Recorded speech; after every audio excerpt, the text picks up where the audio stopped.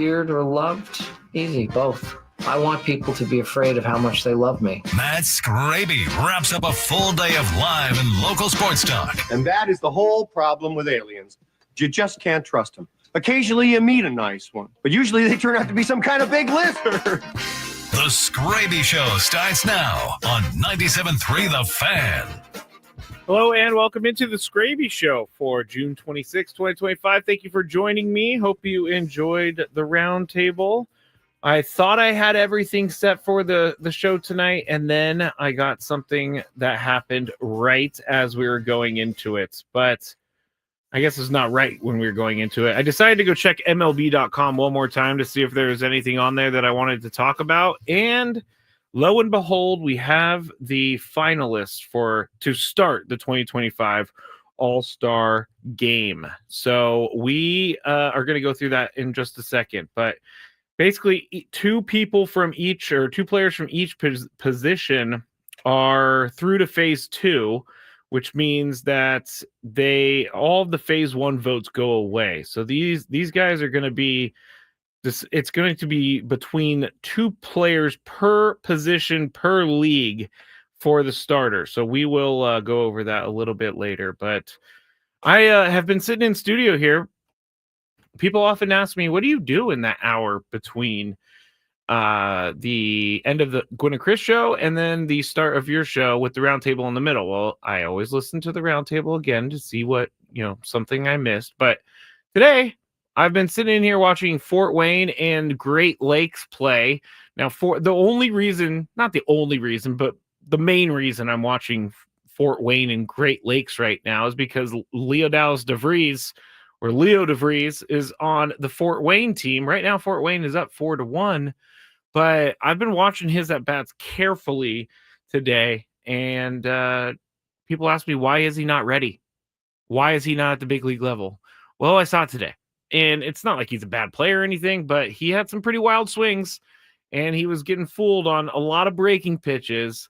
He, I think, is 0 for 3 so far in the game. If he comes up to bat while we're doing the show, I'll let you know, but he has not honestly looked great at the plate. Now, do I think that means anything? No, but it proves to me why he's not ready for the major league level yet. If he can't identify pitches at high A Fort Wayne, then he's not going to be able to identify pitches at the major league level right now. But I'll let you know if he comes up to bat one more time. Again, Fort Wayne winning 4-1. I always find I've never actually been to a minor league game, but I always find it amazing how many people go to these minor league games, because every time they show the stadium in this during this game, it's been full, and it's a summer day. I mean, it's a Thursday. It's a summer day on a Thursday, and they got full stadium there. So again, I'll keep you up to date on everything there. I met a couple Skrabinators last week. We went and watched some of the Dodgers and Padres game on Wednesday, and I was very happy to meet Oscar. He is a big guy, a big part of the chat here. If you want to watch the show, you can just go to YouTube, search 97.3 The Fan. If you want to chat with the Skrabinators, you go youtube.com/@the-Skraby-Show, and you'll be able to find the live there. I'm also on Twitter @Matt Skraby. But Oscar has always been on the chat and met him, so that was great. Katrina was there. That was great. Eric was there. Trevor was there. Maria was there. Tyler showed up at the end, so it was nice seeing all of you out there. We're going to try some more of these meetups. I'm not sure of dates or times or anything like that, but we're going to try that. Also, I have been going through all of my old radio audio, and this is like pre-rehab Skraby. When I started in radio, I started as an intern on a morning show on a rock station in town. I think you could put it together. But I was a drunk at the time, and so I really took this internship serious. It was a free internship, or I wasn't getting paid for the internship. And I was the only 27-year-old or 28-year-old that was, or maybe even 30-year-old, that was taking it as seriously as I did, because some of these kids that were coming in for the internship, they just wanted to be on the mic, but I did everything. And so that's how I kind of got to this point. But they had me do a couple bits where one of them was going out to the grocery store and asking women out and recording it. And I recently went down memory lane and listened to some of those things, and it is embarrassing. So I'm going to, at some point this summer, not sure when, but I'll give everybody plenty of notice. I'm going to go play some of my old audio from back in the day. And I think that everyone is going to love it because it is a Skraby you've never heard before. And it's a Skraby that is a little wild. So, I mean, the other bit that I did was I went out to bars and I asked trivia questions to people. And when I was at the bar, but I ended up, because I was a drinker, I ended up being more drunk than the contestants, basically. So everybody thought that was really funny as well. But I'm going to do something later this summer with all of the old audio from Matt Skraby days on when I was an intern. That is stuff that I never really thought about playing, but Diesel has told me 100 times to do it, and I finally started winning or going through everything and getting those done. So someone said, I love the Skraby bits on the rock. Yes. Anyway, all right. We have a ton to talk about tonight, and we're gonna start with Dylan Cease, since Dylan Cease has been a topic of conversation. Also, I want to go through some of Mike Shildt's comments over the past week and a half, because there's things that he's saying in these comments that I think are 100% true. And I think that we need to, because I've been trying to think of a different way to talk about the Padres and talk about how they quote unquote struggle and how they are, under 500 in the month of June. So I think that I want to go at it a little bit of a different way. Not sure how it's going to work out, but we'll go through that. Also, I want to talk about Xander Bogaerts being in the leadoff spot, because we talked about it on the roundtable. And if you missed the roundtable, I have the audio. I'll play it for you. But I guess I have a really short-term memory about Xander Bogaerts in the leadoff spot, like an incredibly short-term memory for Xander Bogaerts in the leadoff spot, because he did it last year, and he had 118 at bats last year in the leadoff spot. For some reason, I put that out of my mind. So we'll talk about Xander in the leadoff. Also talk about Luis Arraez a little bit. And then I have a daily gripe, and I think it's a good gripe for me, but I like my gripe. Also, Jazz Chisholm Jr. was ejected from a game against the Reds earlier this week, and there's a little bit more information on that. Plus, we're going to talk about this Justin Tucker thing for just a second towards the end of the show. But let's talk about Dylan Cease, because Dylan Cease, I think, has been a conundrum for Padres fans. I think that Dylan Cease, I think that he is kind of a victim of, not a victim, I was going to say of like him being an ace and him not living up to being an ace. I don't think he's a victim of that. He's pitched very well in his career. But this year, I guess the way I should say it is, I don't feel like when Dylan Cease starts a game that it's going to be a shutdown game for the Padres. And I feel like a lot of people thought when he was traded here at the beginning of last year, they thought they were getting a guy who was going to be a shutdown pitcher every fifth day. And he has been that. And he was that at points last year. Like right here on the wall, we have a picture on the sports section of Dylan Cease after his no-hitter. And I was reading the article that was on the wall, and I completely forgot that the no-hitter for Dylan Cease was saved. It was in Washington, by the way. It was saved by this incredible Xander Bogaerts Jackson Merrill deflection. It was like Xander Bogaerts went down to the ground a little bit, and the ball popped up in the air, and Jackson Merrill was there to catch it, and that kept the no-hitter intact. I completely forgot about that as well. So we're, I guess, going down memory lane a little bit. But this year, Dylan Cease is 3-6 with a 4.43 ERA, 1.29 WHIP, and he has struck out 109 batters this season. By the way, they're facing Nick Martinez tomorrow. Nick Martinez hasn't been the greatest starter for the Reds here this year, but Nick Martinez, it's kind of not a rivalry game, but it is a game that Nick Martinez probably really wants to win. But Dylan Cease himself, I went through his game log in the last hour, and I looked up, like, the way I went into this was, could the Padres have won this game that Dylan Cease started? And strangely enough, like, going into, I always like to have my preconceived notion going into it and then finding the actual answer as I'm going through it. But my preconceived notion was that he has had multiple, maybe 3, 4, 5 games this year that he has pitched the Padres out of winning that game. But that's not really true, because if you're thinking about a starter in baseball, like, and that starter gives up 2 runs or 3 runs, I'll say 3 runs at max, I think you should have a good shot to win that game. I do. 3 runs is not going to lose games for you. Now, 3 runs early, it's all relative, but 3 runs should not be a hill that you cannot climb because it's so steep. Now, 14 of his 16 starts this year, Dylan Cease, he's given up 3 earned runs or less. And 9 of those 14 starts with 3 earned runs or less, 9 of those starts he has given up 2 runs or less.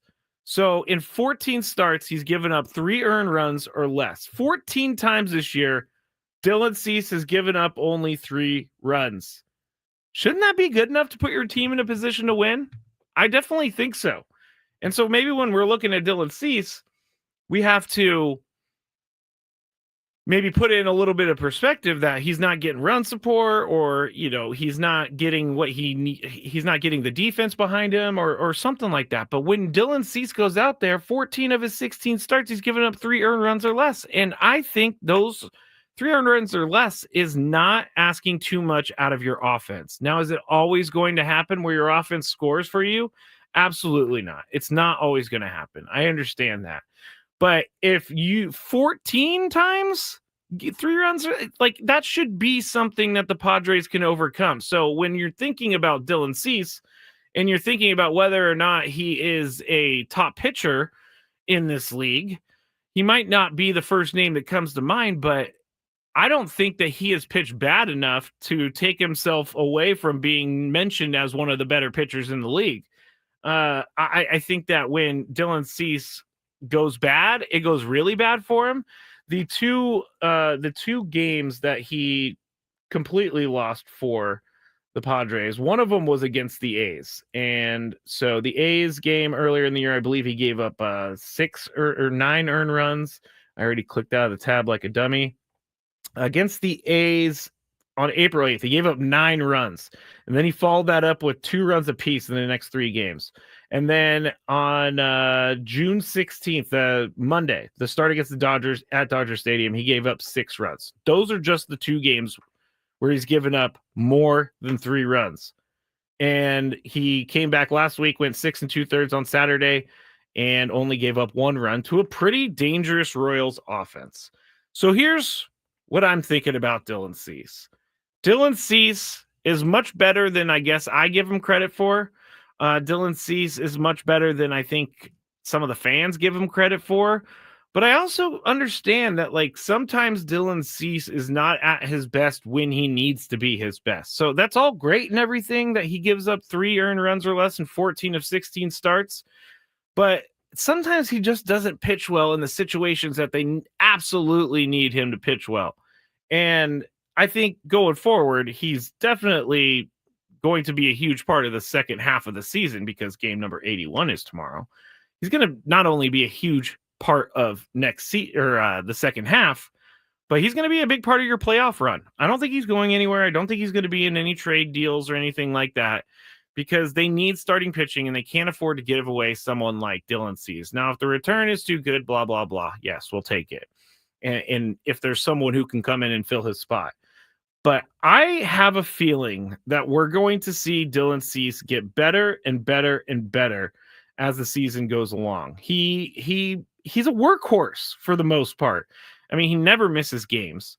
He started 32 games 2 years ago. He started 33 games last year, and he's going to probably start 33 games this year.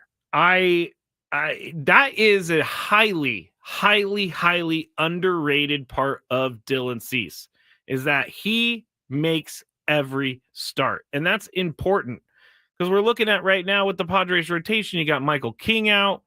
You have, I don't know why I just went blank on all the, Yu Darvish out. You have guys out. And Dylan Cease is not one of those guys that takes himself out of the rotation or gets injured or anything like that, knock on wood. So that is a highly underrated part to Dylan Cease. But I think that he is going to get better because things, if you look at his numbers and you look at each game individually, I think that he is getting better. He's throwing a lot of pitches, but he has been a guy in the past to throw a lot of pitches. So I'm not too worried about how many pitches he throws. His June ERA is 3.8, so that's much better than his overall ERA of 4.43.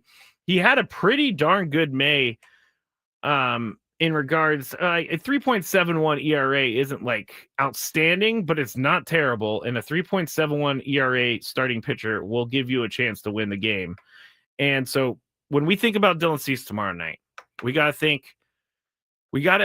positively. We got to think that Dylan Cease is going to pitch a good game. Now, it's really tough to pitch at the Great American Ballpark. Really, really tough to pitch there. It is extremely easy to hit home runs.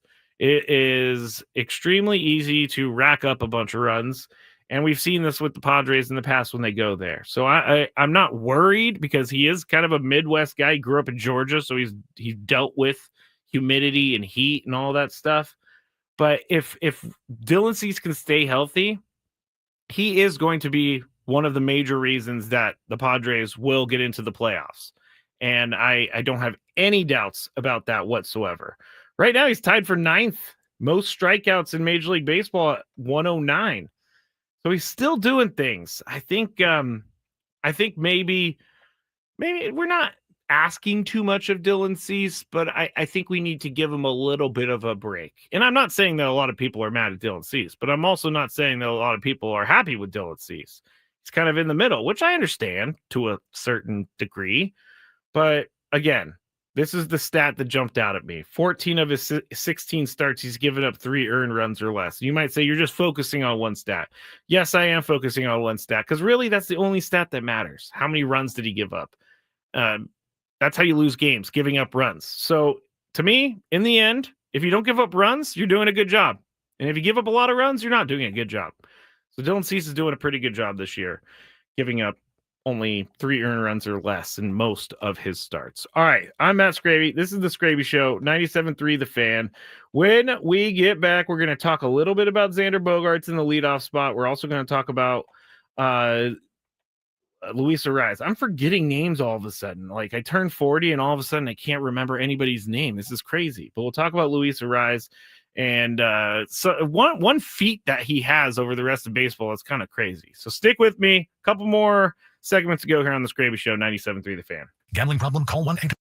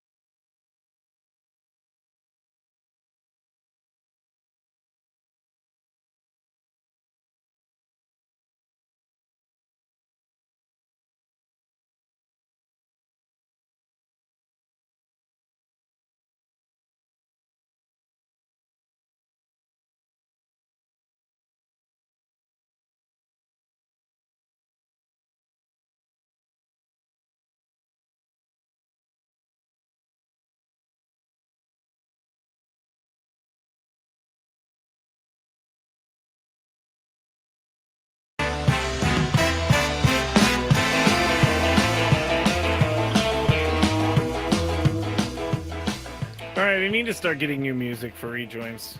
I do. I need to say it out loud because then I will actually do it. I don't think we have any Skraby shows next week. Possibly on, I don't know. I don't think we have any next week. I can't believe that 4th of July is next Friday. It's all craziness over here. This is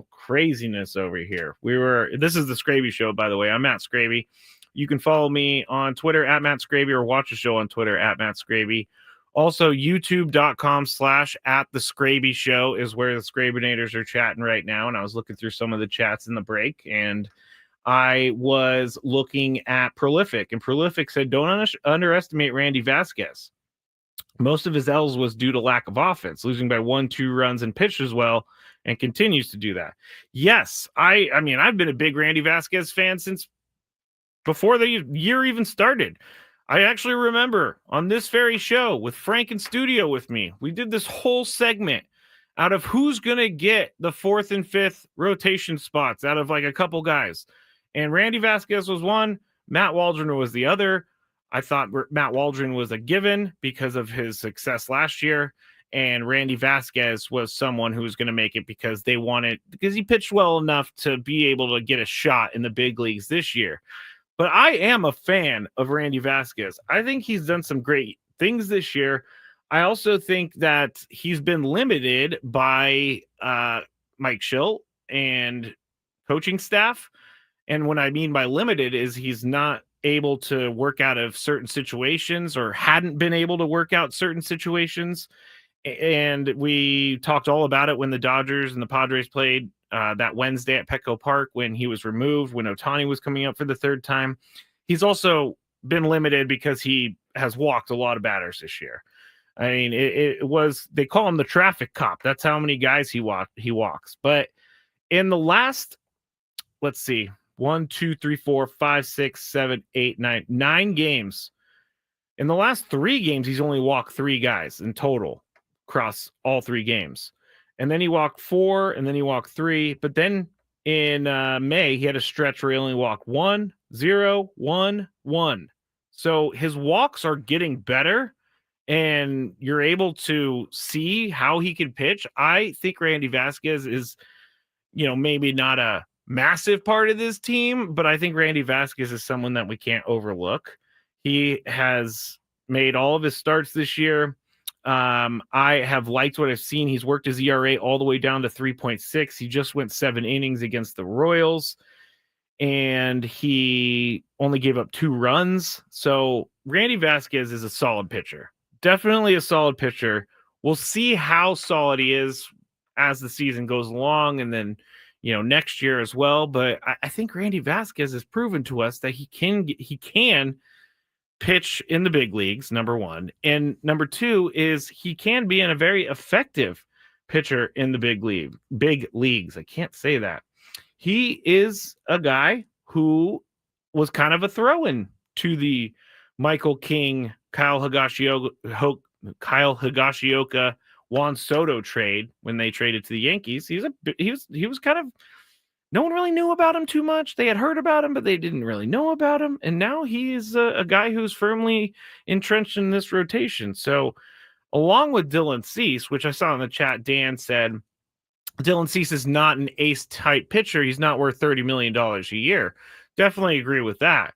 I don't know if he's even going to be seeking $30 million a year. I know that I believe his agent is Scott Boras. So I think that they're going to be seeking a lot of money, but I don't know how this year will set up for like a big payday because he's going into his free agency year. So enjoy Dylan Cease for as long as you can, because someone's going to give him money. So one team is going to, and maybe in our opinion, overpay him, and that's going to be a sad day.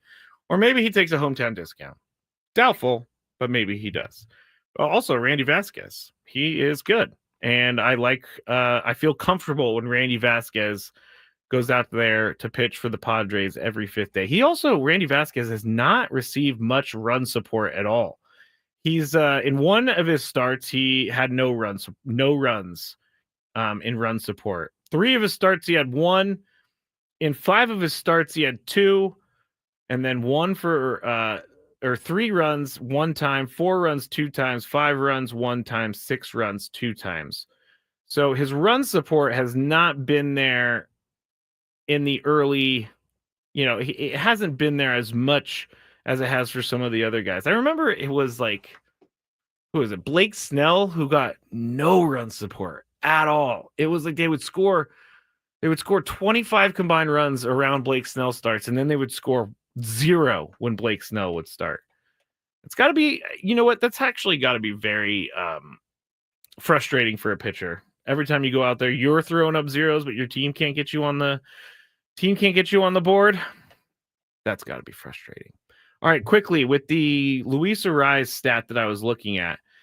Luis Arraez he's a magician with the bat. We know that. Outside of the zone this year, Luis Arraez is hitting .315, meaning he's hitting balls that are balls, and he's hitting over 300 on those balls. The Major League Baseball average is 151. So he's more than double the average on hitting balls outside the zone. In the zone, he has a 279 batting average, and the Major League average is 281 in the zone.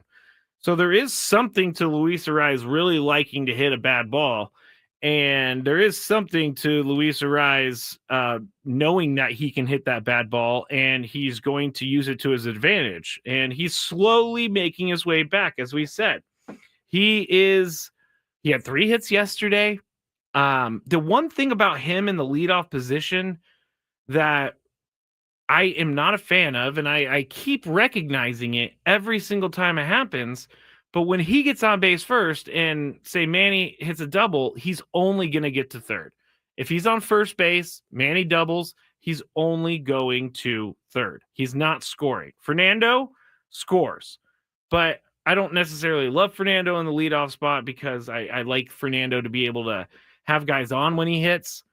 But Luis Arraez, you can't deny that Luis Arraez is not a good leadoff hitter, because he is a good leadoff hitter. He did it all through last year. They didn't take him out of that spot most of all of last year. This year, I'm not sure why they went away from it. They wanted Toddy at the top spot, and they gave it a go for a good long while. They gave him like 70-something games. But Luis Arraez in his career has hit in the leadoff spot. Bear with me, everyone. Didn't expect to go to leadoff spot. Luis Arraez stats, I probably should have. But in his career, he's hitting .323 in the leadoff spot, batting first. He's hitting .323 as an OPS of 780. In the third spot, he's hitting .356. He has batted fifth in his career, and he's hitting .376. But if you look at his career numbers, all of his numbers show he can hit anywhere. But when he hits first, and when he's the leadoff hitter, he has by far and away the most at bats as the leadoff hitter. He is hitting .323. So I think it shows you a little bit that Luis Arraez is someone who definitely needs to be.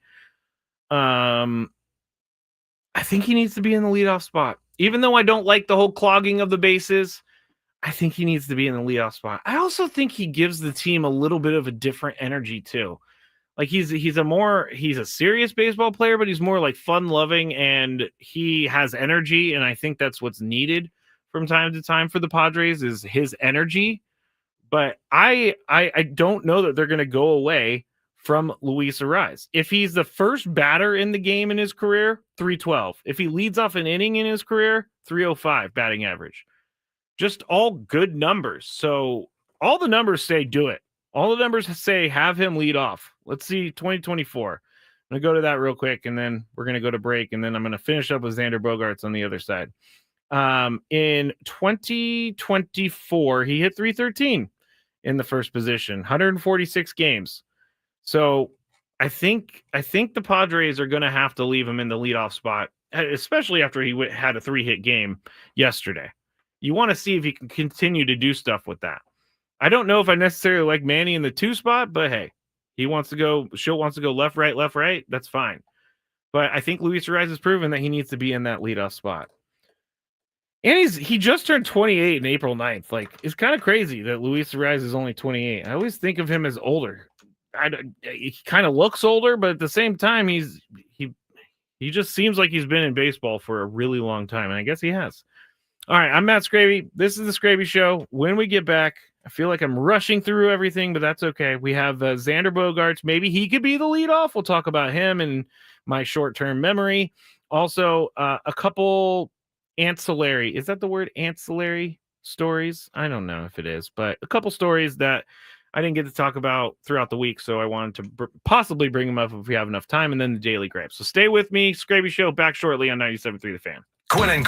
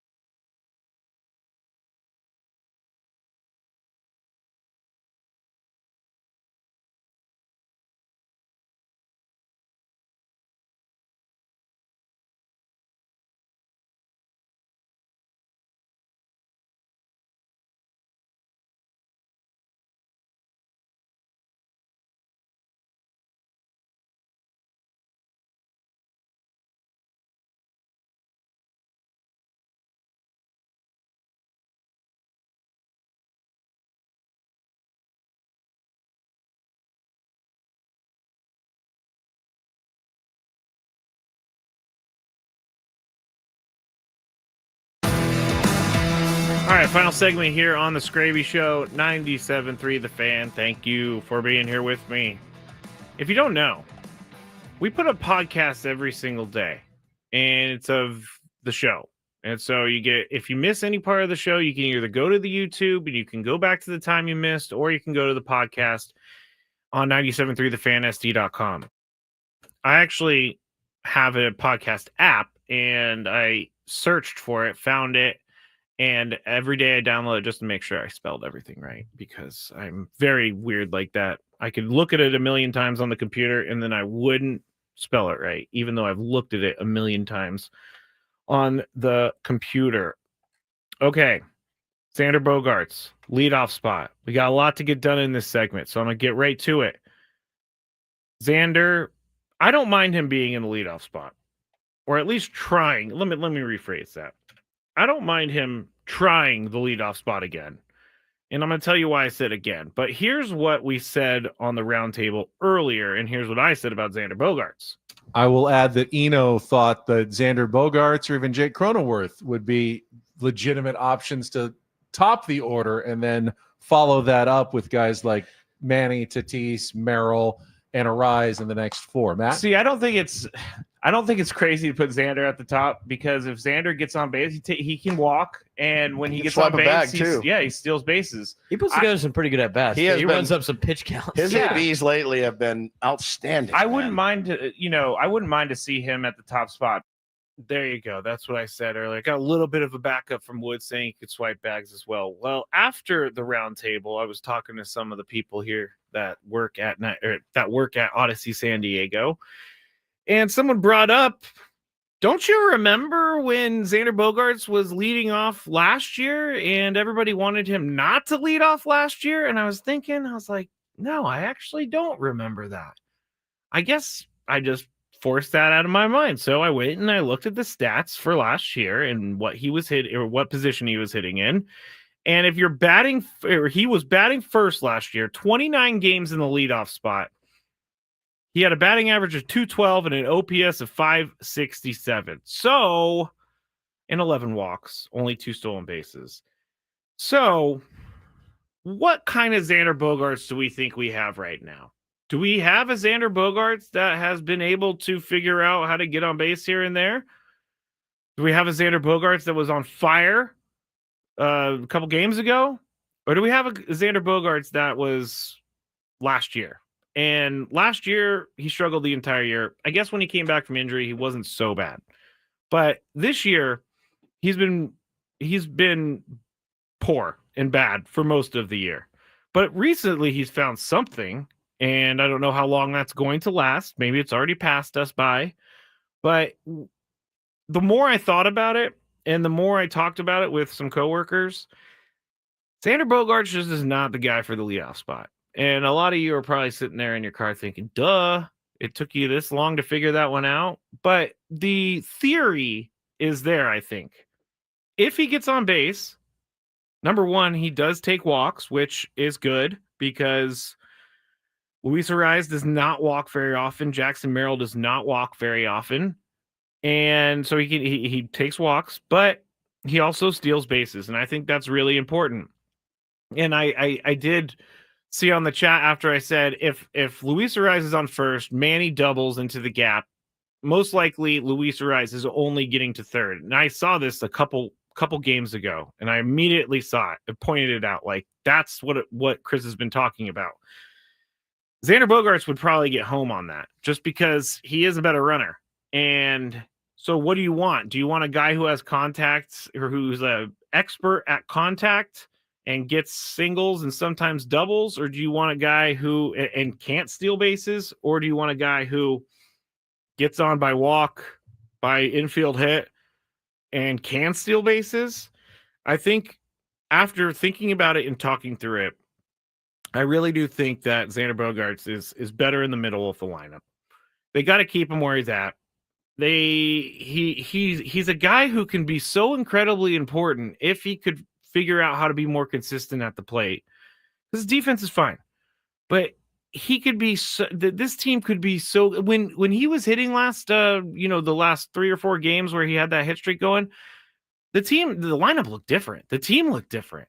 It was like, okay, this on paper is what we are trying to see, but we can't because Xander Bogaerts isn't hitting to where it is on paper. But when he started hitting, things started going, and the Padres started scoring runs, and the Padres won some games. So he's like him or not, he's incredibly important to this team. Leadoff spot, no, because I have a really, really short-term memory with the leadoff spot and Xander Bogaerts. But I thought that was an interesting note and another research project that I did that turned out to not go in my favor. Jazz Chisholm, let's switch gears for a second. Jazz Chisholm Jr.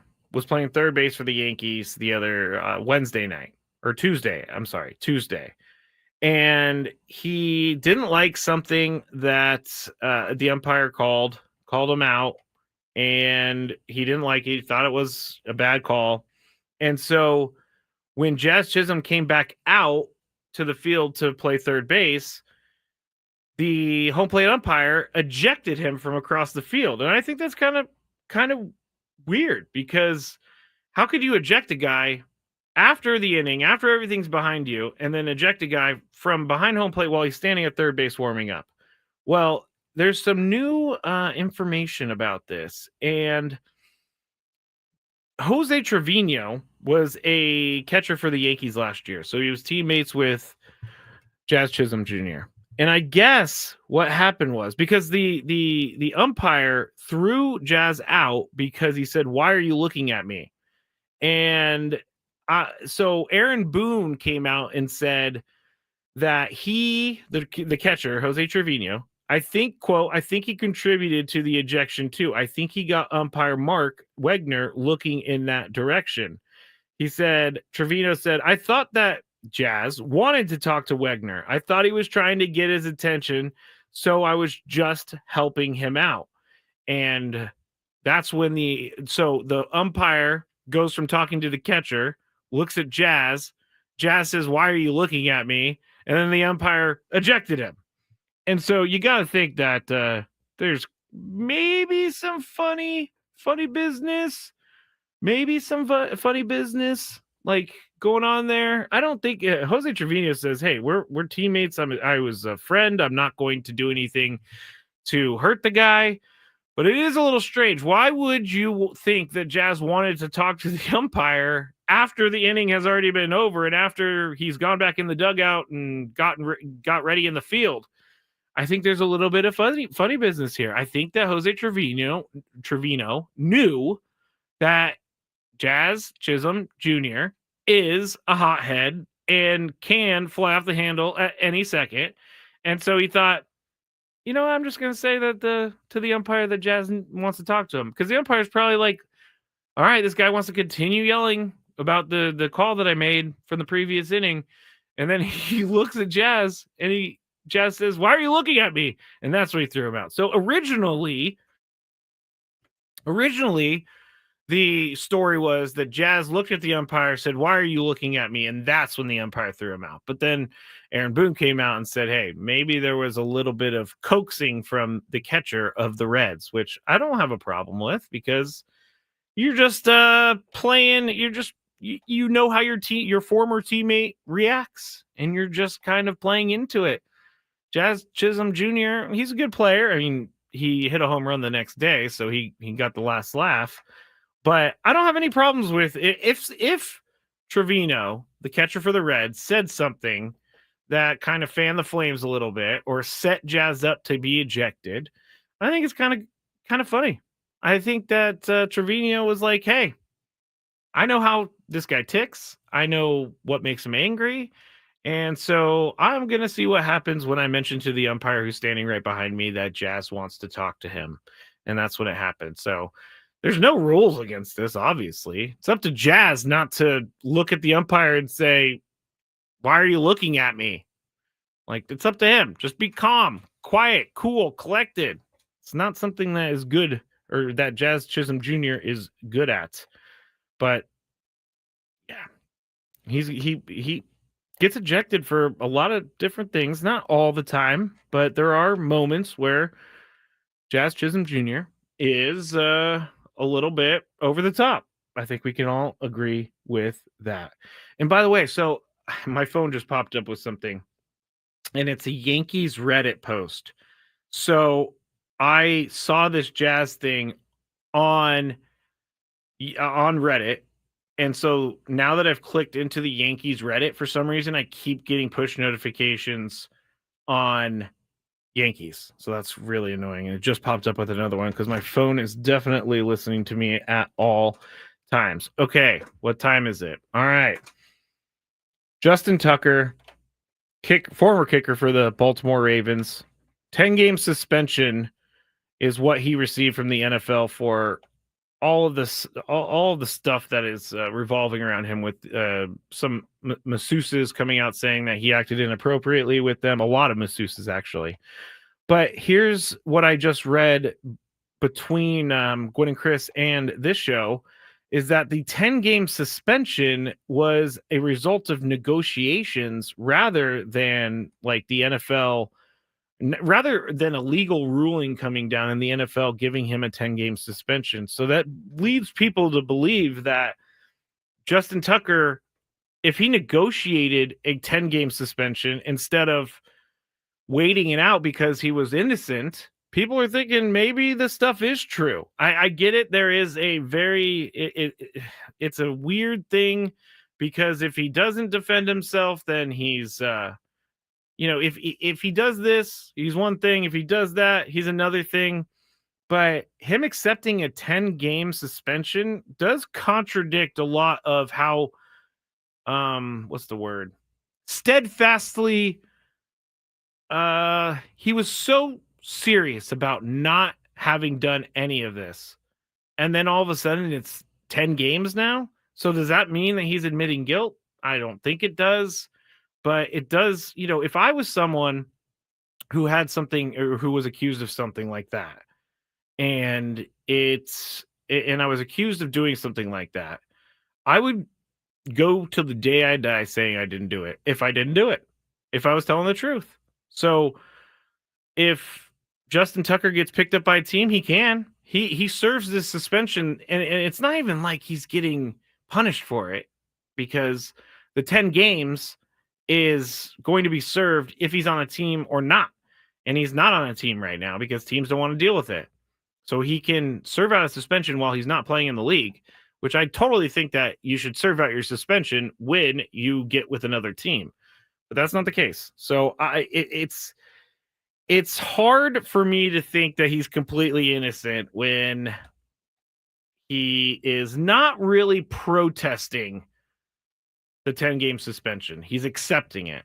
And that does seem a little strange, for me at least. What's annoying Skraby today? Let's find out. It's time for the Daily. Oh my gosh, I forgot about the time. All right, well, Daily Gripe will come anyway, and it's this. So my car clock is 2 minutes slower than my phone clock, and I don't know why. I noticed this a couple weeks ago, but I had it plugged into the Android Auto, and I noticed that my phone clock was 2 minutes faster than my car clock. So what I did was I went and I looked at the universal time or whatever, the atomic time, and I put it into my car. So everything matched up. And then 2 weeks later, I'm back to 2 minutes behind. How does a digital clock get so slow, especially in a car? I don't understand it. I don't understand it. But there's my gripe, is that my car clock is broken, and I don't know what time it is half the time. Thank you for listening to The Skraby Show. Back tomorrow, Benwood, 6 a.m., 97.3 The Fan. Have a good night, everybody.